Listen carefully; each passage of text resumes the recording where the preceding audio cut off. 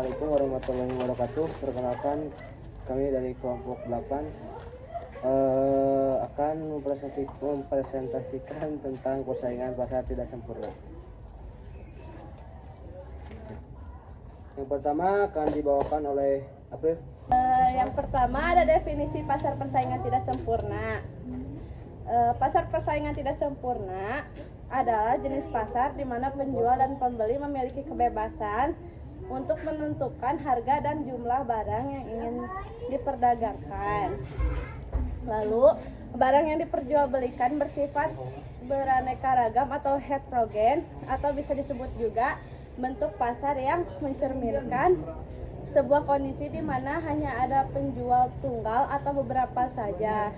Hal itu yang menjadikan pembeli terlihat begitu masif. Dengan kata lain, hal tersebut hampir sama dengan sebuah produk tunggal yang tidak memiliki cadangan lain ataupun penggantinya. Selanjutnya akan dijelaskan oleh Salman. Di sini ada teori pasar monopoli. Pasar monopoli adalah struktur pasar di mana hanya terdapat satu produsen atau penjual yang menguasai seluruh pasar untuk suatu barang dan jasa tertentu. Dalam kondisi ini tidak ada pesaing langsung sehingga perusahaan monopoli memiliki kendali penuh terhadap harga dan jumlah barang yang diproduksi. Ciri-ciri pasar monopoli: 1. Hanya ada satu penjual. 2. Tidak ada barang pengganti yang dekat. 3. Hambatan masuk yang tinggi. 4. Perusahaan sebagai penentu harga. Contoh pasar monopoli, perusahaan-perusahaan besar seperti PLN dan lain-lain. Teori pasar oligopoli. Pasar oligopoli adalah struktur pasar di mana hanya terdapat sedikit produsen atau perusahaan besar yang mendominasi pasar untuk barang atau jasa tertentu. Dalam kondisi ini, keputusan satu perusahaan dapat mempengaruhi kebijakan perusahaan lain sehingga menciptakan ketergantungan antar pelaku pasar, sehingga hal tersebut memiliki persaingan yang tidak sempurna. Ciri-ciri oligopoli: 1. Hanya terdapat beberapa perusahaan. 2. Produk bisa homogen atau terdiferensiasi. 3. Jumlah produsen yang sedikit. Ada selanjutnya grafik pasar monopoli dan oligopoli yang akan dijelaskan oleh Edgina.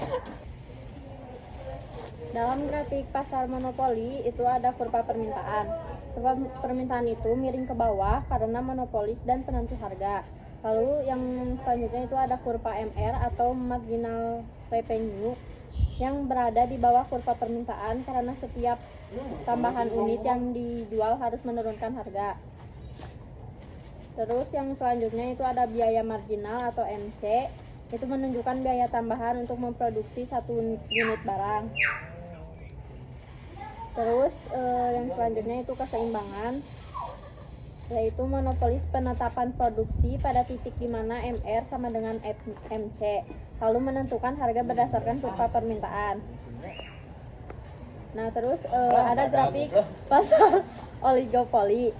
Nah terus di pasar oligopoli ini ada kurva permintaan patah atau Kincaid demand curve yang menunjukkan bahwa produsen tidak akan mengubah harga jika pesaing tetap pada harga yang sama. Yang selanjutnya itu ada grafik kolusi. Jika oligopolis berkolusi, mereka akan bertindak seperti monopolis dengan grafik yang serupa dengan pasar monopoli. Saya akan menjelaskan kelebihan kekurangan pasar persaingan tidak sempurna. Kelebihan pasar persaingan tidak sempurna: 1. Yaitu mendorong inovasi pembentuk produk. Presiden di pasar persaingan tidak sempurna sering kali berlomba menciptakan presiden yang unik untuk menarik konsumen, terutama dalam pasar persaingan monopolistik dan oligopoli. Contohnya, perusahaan teknologi seperti Apple dan Samsung bersaing menciptakan produk inovatif. Yang kedua, menyediakan pilihan yang lebih beragam untuk konsumen. Diferensiasi produk: kemungkinan konsumen memilih barang atau jasa sesuai dengan preferensi mereka, baik dari segi harga, kualitas, maupun fitur. Contohnya, beragam merek kosmetik atau pakaian dengan variasi harga dan berkualitas. Yang ketiga, keuntungan Ekonomi skala besar, perusahaan besar dalam pasar monopoli atau oligopoli dapat memanfaatkan skala produk yang besar sehingga mengurangi biaya per unit barang. Contohnya, perusahaan farmasi dapat memproduksi obat dalam jumlah besar dengan biaya yang lebih efisien. Kekurangan pasar persaingan tidak sempurna yaitu satu, harga yang cenderung tinggi dalam monopoli dan oligopoli. Produsen memiliki kekurangan untuk menetapkan harga lebih tinggi dibandingkan di pasar persaingan sempurna karena kekurangannya kompetisi. Contohnya, harga listrik atau air yang tinggi di wilayah dengan monopoli penyedia tunggal.